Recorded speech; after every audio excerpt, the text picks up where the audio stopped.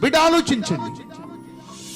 సంఘమంతా ఒక దారి వెళ్తుంటే సంఘాన్ని విడిచి ఆత్మ నడిపింపులోంచి బయటికి వెళ్ళిపోయింది అననీయ సఫీరాలు. సంఘం నడిపింపులోంచి బయటికి వెళ్ళిపోయి లోకానుసారంగా మనుషుల మెప్పు కోసం, మనుషుల ఘనత కొరకు బ్రతకడానికి ప్రయత్నం చేస్తున్నారు అననీయ సఫీరా. ప్రియుడా, ఎలా ఉన్నాం? ఇంకా ఎన్నాళ్ళు కడగబడాలి? ఎన్ని రోజులు ఉపదేశ క్రమంలో దేవుని ఆత్మ నడిపింపు లేకోకుండా నీ స్వబుద్ధిని ఆధారం చేసుకుని బ్రతుకుతున్నావు? నీకెన్ని వాక్యాలని చెప్పు, నీ బతుకు మారుతుంది, జీవితం మారుతుంది. నీకు మాత్రం మెప్పు కావాలి. జాగ్రత్త సుమా, దేవుడు మరొకసారి హెచ్చరిస్తున్నాడు, జాగ్రత్త. సరైన ఆత్మ నడిపింపు లేకుండా, ఆత్మ ప్రత్యక్షతలో సాగకుండా, యేసయ్య రక్తంలో లోకానుసారమైన జీవితాన్ని వదిలివేయకోకుండా దేవుని కృపలో ఉన్నావా?